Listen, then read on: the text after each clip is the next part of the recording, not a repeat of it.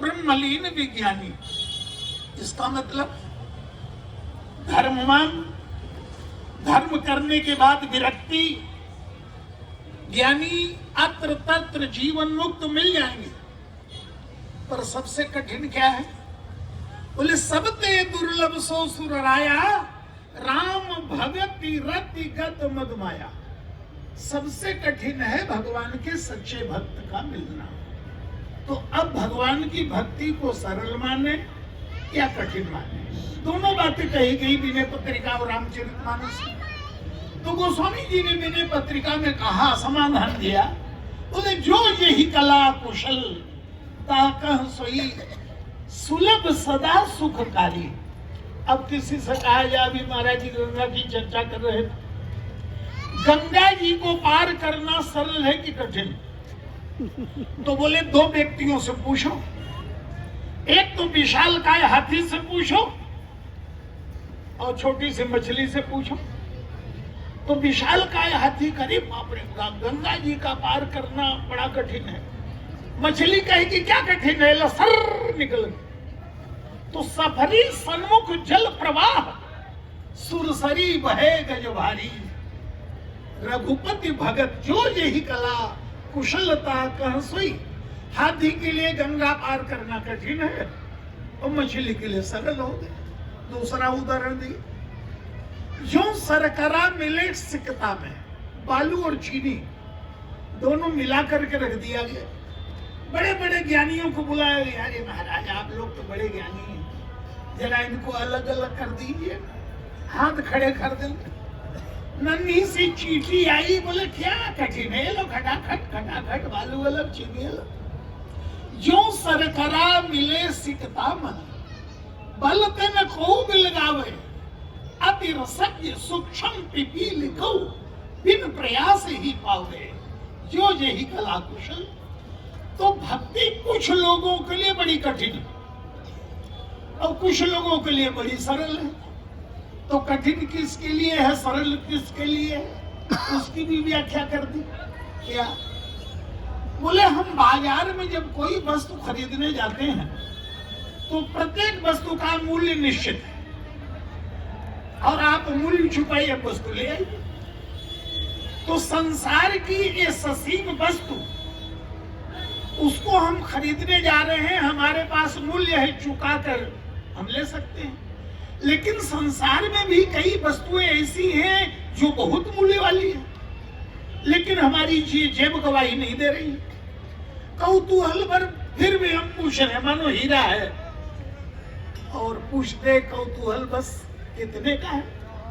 और कहीं दुकानदार इतना उधार मिल जाए, बोले इस समय जितना दे सकते हैं उतने की, तो सरल हो गई। तो ये जो हम साधना करते हैं, ये साधना हमारा द्रव्य है और भगवान की जो भक्ति है वो असीम है, पर साधन ससीम है। ससीम साधन के बल पर यदि असीम भगवान की भक्ति को हम पाना चाहते हैं तो कठिन है, लेकिन वही भक्ति यदि भगवान की कृपा से हम प्राप्त करना चाहते हैं तो बड़ी सरल है। और यह गोस्वामी तुलसीदास जी ने उदाहरण दिया। गोस्वामी जी से पूछा गया कि जब भगवान की भक्ति साधना से नहीं कृपा से ही मिलेगी, तो हम जो साधन भजन करते हैं इसका तो कोई मूल्य रहा ही नहीं। तो गोस्वामी जी ने कहा नहीं, इसका भी मूल्य है। कर्म सिद्धांत और भक्ति सिद्धांत में दोनों में अंतर है। कर्म सिद्धांत में हम जो कुछ भी पाना चाहते हैं, जो भी कर्म करते हैं कुछ पाने के लिए, लेकिन भक्ति सिद्धांत में हम कर्म करते हैं वो थकने के लिए करते हैं। गोस्वामी जी भी साधना कर रहे थे, तो उन्होंने भगवान से कहा कि बोले प्रभु, इस बात को मैं अच्छी तरह जानता हूं कि मेरी साधना में वो शक्ति नहीं है जो आपकी कृपा और आपकी भक्ति को पा सके। पर भक्ति साधना इसलिए कर रहा हूं, कहीं आप ये कहें बड़ा निकम्मा है, कुछ करता ही नहीं। लेकिन मैं ये भी जानता हूं कि जस कबहु निज करुणा स्वभाव होती, द्रवहु तो निस्तारिये, तुलसीदास विश्वास आन नहीं, कत पच पच मरी। तो साधन मैं करता हूं ताकि थक जाऊं और आप कृपा करें। रामानुज संप्रदाय में अलवंदार स्तोत्र है और उसमें यमुनाचार्य जी महाराज, रामानुजाचार्य जी महाराज के गुरु जी भगवान से प्रार्थना कर रहे हैं, महाराज आपकी स्तुति ब्रह्मा भी करते हैं, आपकी स्तुति मैं भी करता हूं, पर आप मुझे मिलेंगे पहले, ब्रह्मा को मिलेंगे बाद में। भगवान ने अपने मन से ही, तुमको पहले क्यों मिलेंगे? बोले इसलिए कि ब्रह्मा के 4 मुंह हैं, बड़ी लंबी आयु है, बड़ी उम्र है, तो स्तुति भी बड़ी लंबी करेंगे, जल्दी थकेंगे नहीं, जल्दी गिरेंगे नहीं। मेरा तो एक ही मुंह है, थोड़ी सी स्तुति गाऊंगा, थक के गिर जाऊंगा, तो जो पहले गिरेगा उसी को तो आप पहले उठाएंगे। ये समझ पाए। भक्ति मिलेगी तो भगवान की कृपा से तो सरल हो जाएगी। साधना के बल पे पाना चाहेंगे तो भाई साधन है ससीम, भक्ति है असीम। ससीम साधन से हम कैसे प्राप्त कर सकते हैं? तो श्री हनुमान जी महाराज जब भक्ति को खोजने के लिए चले तो अकेले नहीं चले, सभी दिशाओं में बानर भेजे गए हैं। अरे जब प्रभु को पता चल गया था जटायु से, नाथ दशानन यह गति कीन्ही, तो सीधे दक्षिण दिशा में भेजना चाहिए। ये 10 दिशाओं में बानर क्यों भेजे जा रहे हैं? तो उसको आप अपने जीवन में उतार के देखिए। भक्ति को पाने के लिए चारों दिशा में हम लोग घूम रहे हैं कि नहीं घूम रहे हैं? बानर भी घूम रहे हैं।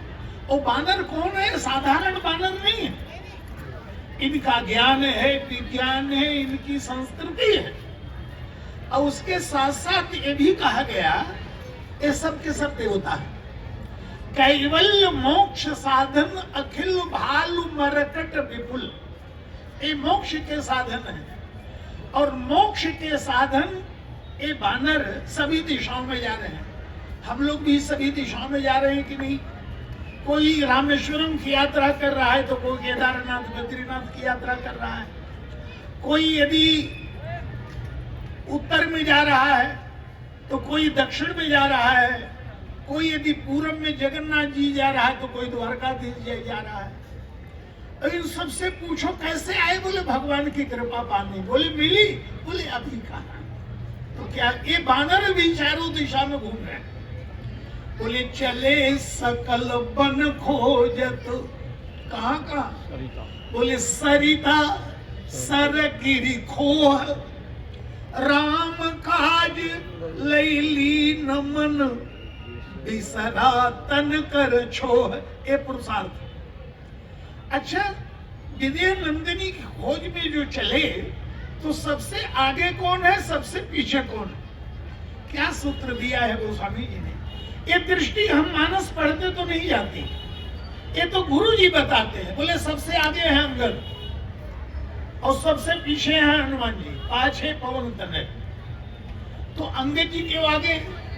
बोले बाल के पुत्र हैं और बाल कर्म का देवता है, कर्म कपीश बाल। बोले त्रासत्र। गीता भवन नंबर 3 में महाराज जी ने भी आज बताया था, शक्र पुण्यात्मा है, 100 अश्वमेध यज्ञ करने वाला ही तो इंद्र बनता है। तो कर्म यज्ञ इत्यादि जो कर्म अनुष्ठान है, तो बाल के पुत्र कर्म के पुत्र, अंगद मानो पुरुषार्थ और हनुमान जी मानो भगवान शिव के अवतार माने विश्वास। तब जो कोई कार्य प्रारंभ करता है व्यक्ति तो पुरुषार्थ को आगे रखता है, विश्वास को पीछे रखता है। कहता है हमारे परिश्रम में वो शक्ति है कि हम सफलता प्राप्त कर लेंगे। तो आगे अंगद, पीछे हनुमान और बीच में बानर। ये है मोक्ष के साधन। साधना चल रही है। कहाँ कहाँ?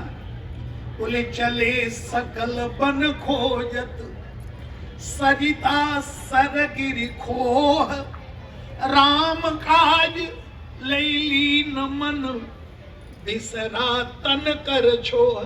शरीर की सुध बुध नहीं है, कर्म में इतने आकृष्ट हैं और इतने उसमें लगे हुए हैं। और यही नहीं, रास्ते में कोई राक्षस मिल जाए, बोले कतहु होई निशरसन भेटा तो प्राण ले एक एक चपेटा, राक्षसों को मार डालते। इसका मतलब प्रारंभ में पुरुषार्थ जब होता है तो राक्षस माने जो विघ्न बाधाएं हमारे सामने आएंगी, बड़े उत्साह से उनको हम समाप्त करने का प्रयास करेंगे। वानर भी कर रहे हैं। तो राक्षसों को तो प्राण लेते एक ही चपेटे में, और रास्ते में कोई महात्मा मिल जाए तो बोले को मुनि मिलई ताई ही सब घेरे। हम लोग भी तो यही करते हैं। अमुक महात्मा, अब महाराज महाराज महाराज कृपा करो, महाराज जरा कथा सुनाओ। भक्ति कैसे मिलेगी, भगवान की कृपा कैसे मिलेगी, कैसे हमारा कल्याण होगा? हम लोग नहीं करते क्या? को मुनि मिलई ताई सब घेर रहे हैं, लेकिन भक्ति अभी नहीं हुई। अब इतने में क्या होता है, बोले लागी तृषा, प्यास से व्याकुल हो गए भाई। बोले लागी तृषा अतिशय अकुलाने, और मिले न जल घन गहन भुलाने। प्यास के मारे गला सूख गया, जल खोजे भी कहीं नहीं मिलता है, और जंगल में भटक भी गए। भटकने की रामायण में कई जगह बात आई है। प्रसंग आता है कि प्रताप भानु शिकार खेलने गया था, वो जंगल में भटक गए, और ऐसा भटका कि कपट मुनि के चक्कर में फंस गया, और भटकने के बाद रावण बना तो ही पिंड छूटा। अति अकेल बन विपुल कलेसु, तज तदोपि न मृग मग तजे नरेसु। मृग के पीछे भागा जा रहा है, सुअर के पीछे, और कपट मुनि के चक्कर में फंस गए। श्री भरत जी महाराज भगवान के पास चित्रकूट में जा रहे हैं, ये भी भटक गए। श्री भरत जी तो क्या भटके, सचमुच निषाद राज भटके। क्योंकि भैया भरत ने कहा था कि प्रभु कहाँ है मुझे तो पता नहीं, आप जिधर ले चलोगे मैं उधर चलूंगा। लेकिन भरत समुद्र के मंथन से जो मदिरा निकली थी, गोस्वामी जी ने कहा ना, जब उनसे पूछा कि महाराज आप भरत को समुद्र बता रहे हैं, तो 14 रत्नों में मदिरा भी तो निकली थी। गोस्वामी जी ने कहा हाँ। बोले भरत समुद्र से मदिरा निकली? बोले हाँ निकली। बोले कहाँ? बोले जब चित्रकूट में जा रहे थे सब तो थकान लग गई, और जब थकान लग गई तो भरत स्नेह की मदिरा इन्होंने पी ली, जाहि स्नेह सुरा सब छाके। बोले पता कैसे चला कि ये शराब पिए हुए हैं? बोले चलने से पता चल रहा है, शिथिल अंग पग डगमग डोले, और बिहवल बचन प्रेम बस बोले। और उसी नशे में निषाद राज रास्ता भूल गए। तो रास्ता जो भूले तो ये भटकना ज्यादा खतरनाक नहीं रहा, क्योंकि ये प्रताप भानु भटका है दंडकारण्य के वन में, और श्री भरत जी भटके हैं प्रेम के वन में, चित्रकूट प्रेम का वन है, तुलसी सुभग स्नेह वन। तो दो ही स्थिति में व्यक्ति भटकता है, या तो जीवन में संदेह उत्पन्न हो तो भटकेगा, या प्रेम उत्पन्न हो तो भटकेगा। और ऐसा विलक्षण वन है दंडकारण्य का, इसी वन में सीता जी राम से अलग हो गई, और इसी वन में सती भगवान शिव से अलग हो गई। तो जीवन में जब संदेह उत्पन्न होगा तो यहाँ श्रद्धा और विश्वास भी अलग हो जाएंगे, भक्ति और भगवान भी अलग हो जाएंगे। लेकिन भरत भटके तो प्रेम के वन में रास्ता बताने वाले आ गए, कट्टर विरोधी, जो चाहते थे कि राम और भरत का मिलन ही न होने पावे, वो रास्ता बताने लगे। भरत के प्रेम का इतना प्रभाव उनके ऊपर पड़ा कि सनई सखई स्नेह दिवस मग भूला, और कहीं सुपंथ सुर बरसहि फूला। देवता बोले इधर से नहीं मारा, इधर से आइए, इधर से आइए। देवताओं के ऊपर ऐसा प्रभाव पड़ा, ये प्रेम का वन। तो भटके तो बानर भी, ये भी दंडकारण्य के वन में भटके, लेकिन बंदरों का सौभाग्य है कि इनके साथ हनुमान जी। हनुमान जी कौन? मूर्तिमान विश्वास। जीवन में भटकिए पर विश्वास कायम रखिए, पुनः अपने स्थान पे आ जाएंगे। तो भरत ने इन वानरों से ये नहीं कहा भाई तुम्हारे साथ हम भी तो चल रहे हैं, हमें तो भूख प्यास नहीं सता रही, और तुम जरा सा चले और भूख प्यास सताने लगी, चलो आगे। ऐसा नहीं, उन्होंने प्रभु से प्रार्थना की, बोले नाथ जो कृपा आपने मेरे ऊपर की वही जरा इन वानरों पे भी करो ना। तो श्री हनुमान जी के ऊपर भगवान ने कृपा की। अच्छा कोई चले धूप में तो थकान भी आएगी, प्यास भी लगेगी, और कोई चले छाया में और मुख में कोई तरल पदार्थ यदि चूसता हुआ चले तो अपेक्षाकृत मुख सूखेगा नहीं उसके, और शीतलता बनी रहेगी। तो वो बानर तो चल रहे हैं पुरुषार्थ की धूप में, अपने बल की याद करते हुए। देखा वो राक्षस आया तो मैंने कैसी लंगड़ी मारी, वो कैसी टंगड़ी तोड़ी, कैसा धोबी पाट मारा, माने अपने अपने बल की याद करते हुए एक पुरुषार्थ की धूप। और हनुमान जी की कृपा की छाया। जब सब बानर आगे हो गए तो पूछा गया कि इन बानरों में हनुमान जी नहीं दिखाई दे रहे हैं। तो गोस्वामी जी ने कहा पाछे पवन तनय सिरनावा, सबसे पीछे हैं। तो बोले महाराज भक्ति में आगे रहना चाहिए, पीछे क्यों है? बोले पवन तनय है ना, यदि व्यक्ति चले और पवन पीछे लगे तो सामने वाले को शक्ति मिलती है आगे बढ़ने के लिए, इसलिए भक्ति की दिशा में पवन तनय सबको बढ़ा रहे। तो पाछे पवन तने सिर नावा, जान काज प्रभु निकट बुलावा। जैसे हनुमान जी आए प्रणाम किए तो परसा शीस सरूरो पानी, अपना बरस हस्त श्री हनुमान जी के माथे पर प्रभु ने रख दिया और अपने उंगली से मुद्रिका निकाली और हनुमान जी को दे दिया। कर मुद्रिका दीन जनु जानी। और आपको पता है कि हनुमान जी ने मुद्रिका कहाँ रखी? प्रभु मुद्रिका मेली मुख माई। अच्छा ये बताओ, मुदरी मुख में रखने की वस्तु है? उंगली में डाल लेती या अंटी में लगा लेती, मुख में क्यों? वस्तुतः श्री हनुमान जी ने उस मुद्रिका के स्वर्ण को नहीं देखा, उसमें जो राम नाम है उसको देखा और उसको कंठ में धारण कर लिया।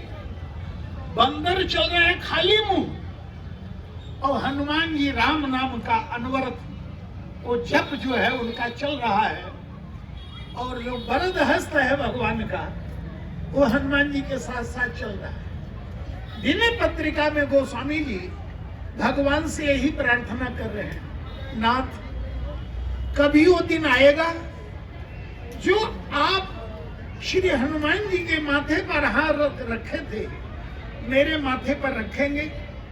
बोले कबहू कर सरोज रघुनायक, धरी हो नाथ शीस मेरे। आपके कर कमल कैसे हैं? यही कर अभय किए जन आरत, बारक दिवस नाम तेरे। कबहू कर सरोज रघुनायक, धरी हो नाथ शीस मेरे। यही कर कमल कठोर शंभुधनु, भंजी जनक संकट में ट्यो। यही कर कमल उठाय प्रीति जो, परम मीत के वट भेट्यो। यही कर कमल कृपाल गीध कह, पिंड देई निज धाम दियो। यही कर कही, यही कर बाल बिदारी, दास हित कपि कुलपति सुग्रीव कियो। आयु शरण सभी विभीषण, यही कर कमल तिलक की जो, यही कर गही सर चाप असुर हत, अभय देव देव नदीनो। कर कमल बोले शीतल सुखद छाह, यही कर की मेटत पाप ताप माया, निसिवा सरत ही कर सरोज की, चाहत तुलसीदास छाया। उन्हीं कर कमलों की छाया ये तुलसीदास भी चाहता है। तो हनुमान जी को लग रहा है कि प्रभु की कृपा मेरे साथ साथ चल रही। अच्छा, कोई चले अपने बल से और कोई चले दूसरे के बल से, कंधे पे चढ़ के। तो जो अपने बल से चल रहा हो तो थकेगा ही। अब जरा उस दृश्य पर ध्यान ले जाइए। भगवान श्री राम जब वन को चले तो विदेह नंदिनी भी तैयार हो गई। तो प्रभु ने कहा वन चलने से पहले अपने सुकुमार शरीर को देख लो,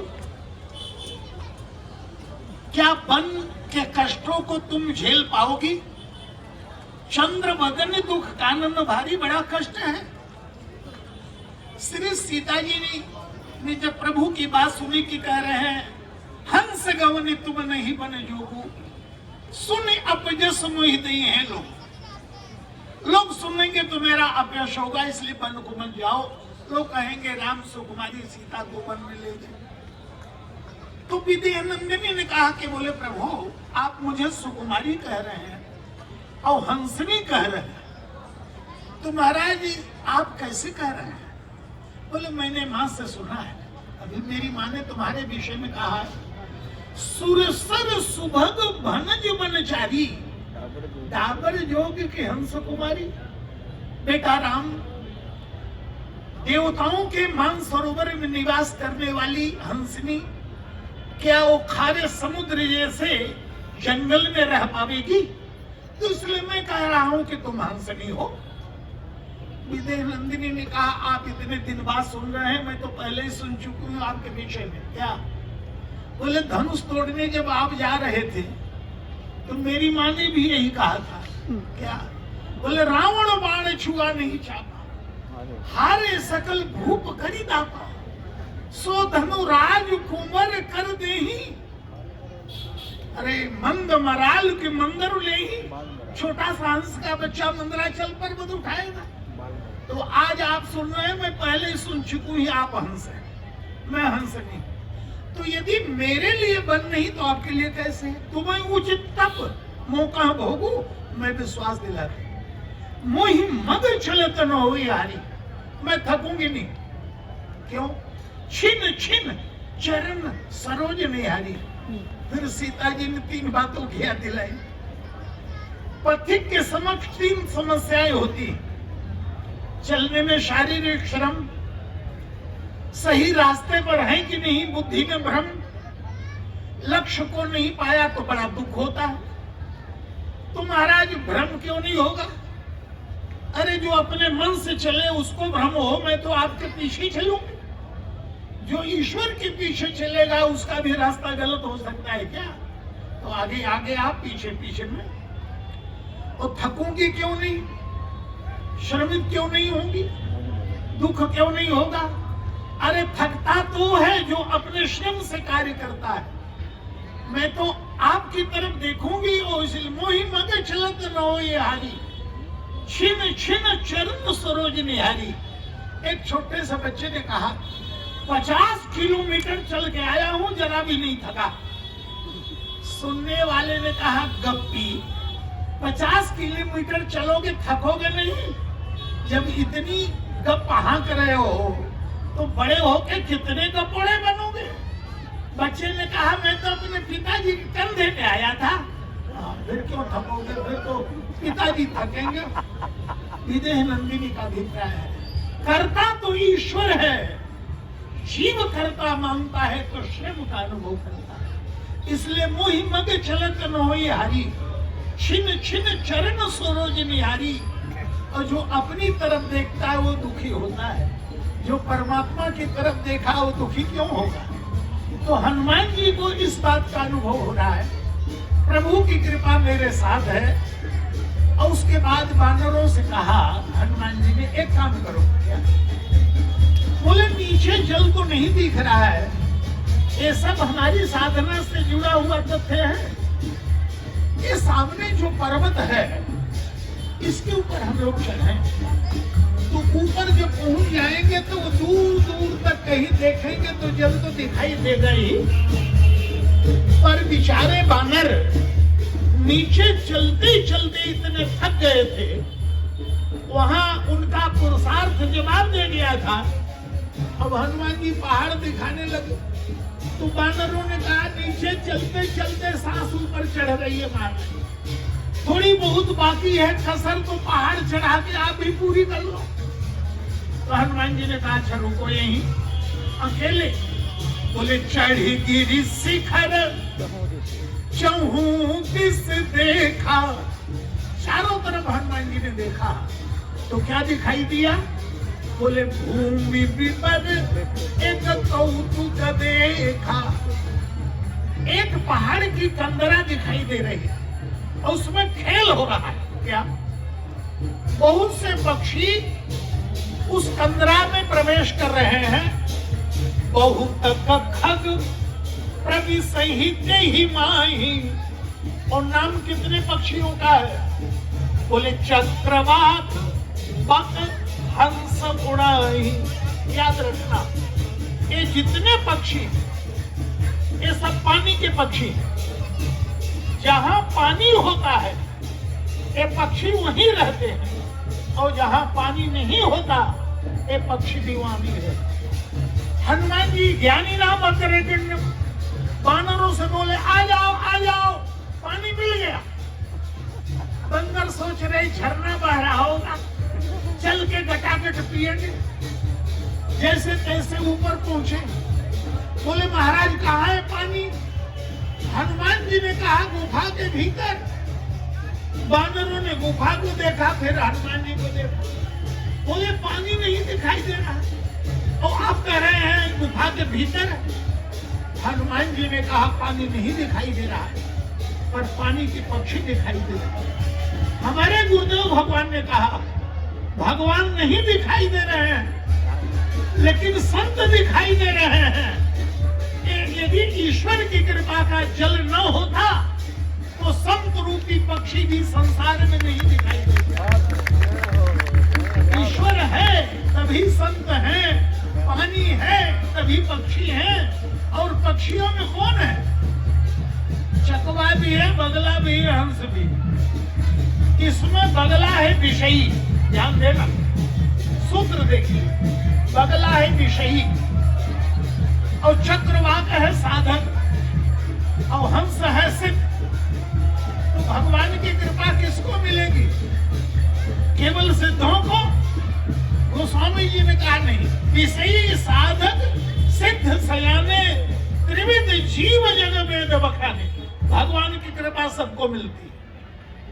3 नंबर गीता भवन में, वैसे हम लोग एक ही फैक्ट्री के प्रोडक्ट हैं, महाराज जी और हम, वहीं से सब चल रहा है। जो माल वहां तैयार होता है वही हम लोग हैं। तो कहा था वही सूत्र में बता रहा हूँ। महाराज जी, बड़े महाराज स्वामी जी और हाथी बाबा हाथी टीला पर बैठे थे। ये महाराज जी के मुख से सुनी हुई बात है। चित्रकूट में हाथी बाबा नाम के महात्मा थे। उन्हें प्रभु श्री राम का दर्शन हुआ और भगवान ने आदेश दिया कि वृंदावन जाओ, वहां भजन करो। तो हमारे महाराज श्री से, स्वामी जी से उनका बड़ा स्नेह था। विशाल काय थे, इसलिए हाथी बाबा हाथी टीला आज भी है वृंदावन में। दोनों बैठे थे। कोई मुंबई के सेठ आए, बोले महाराज भगवान की कृपा कैसे हो?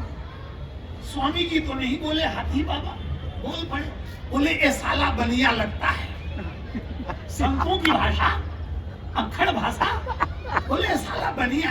अबे सुन, कैसे व्यापार होता है, भगवान की कृपा कैसे नहीं होती। भगवान की कृपा सहज होती है, सब पर होती है।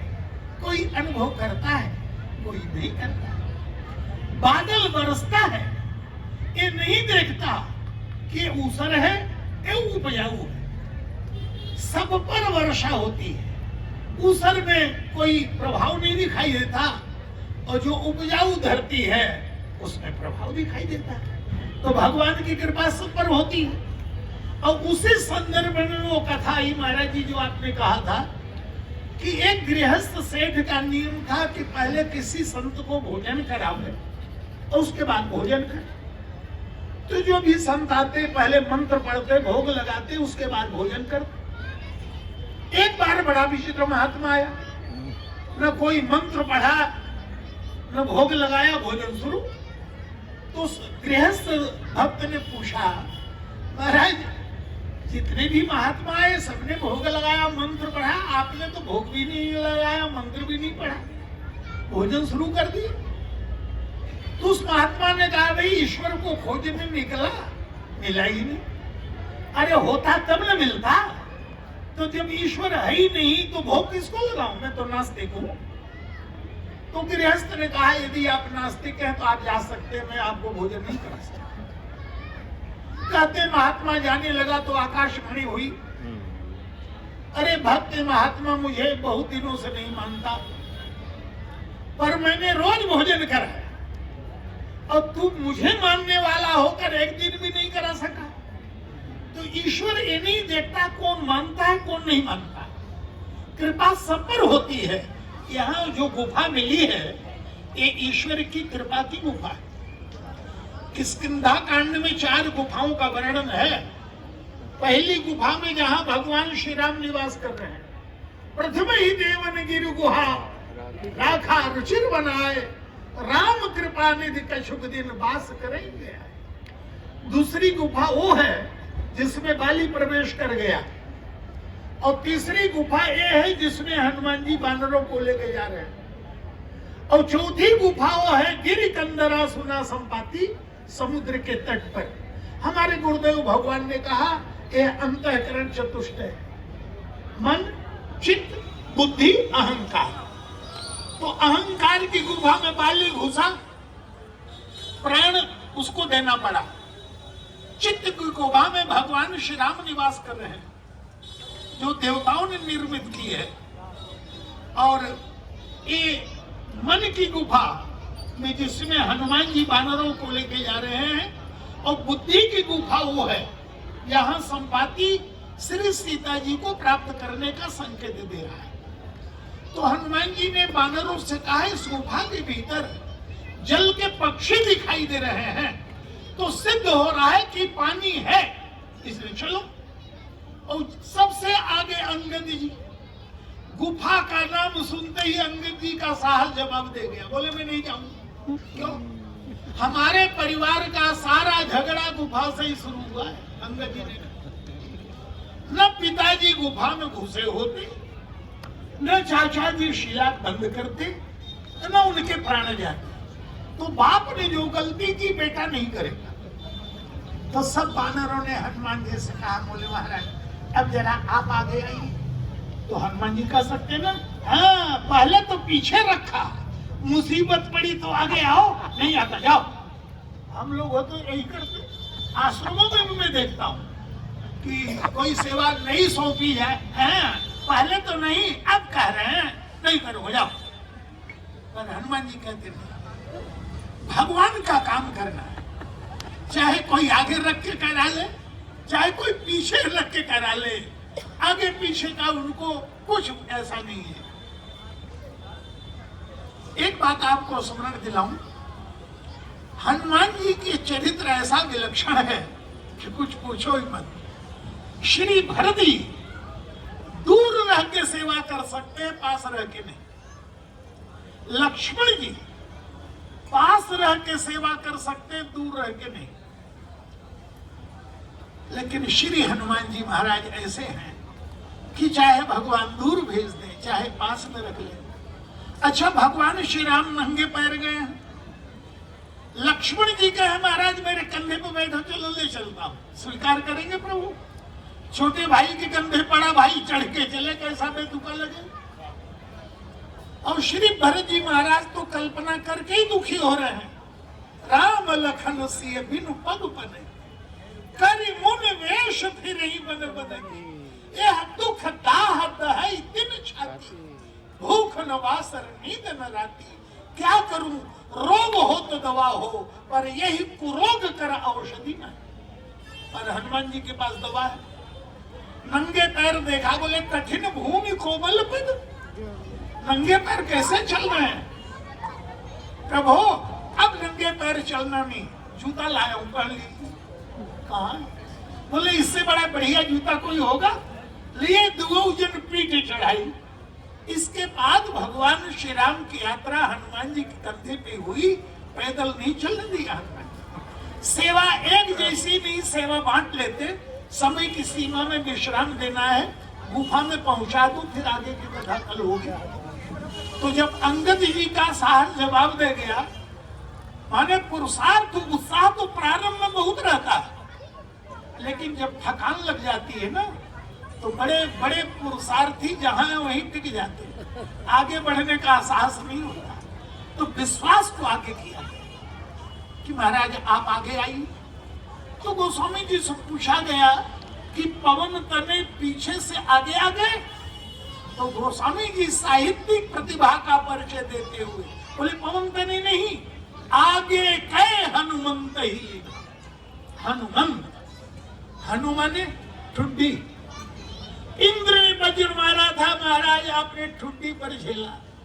एक गुफा में कोई मुसीबत आएगी तो आप रोकिएगा, इसलिए आगे आइए। तो आगे कहे हनुमंत ही लीना, और प्रविशे विवर विलंबन कीना। और अंधकार की कल्पना करके डर रहे थे, लेकिन हनुमान जी के पास तो प्रकाश है। राम नाम मणि दीप धर जी है देहरी द्वार। उस मणि के प्रकाश में जब आगे बढ़े तो क्या दृश्य दिखाई दिया? मंदिर एक रुचिर, तहाँ बैठे नारी तप पुंज। बाहर से इसका नाम है स्वयं प्रभा, रामायण में दी गया तप पुंज।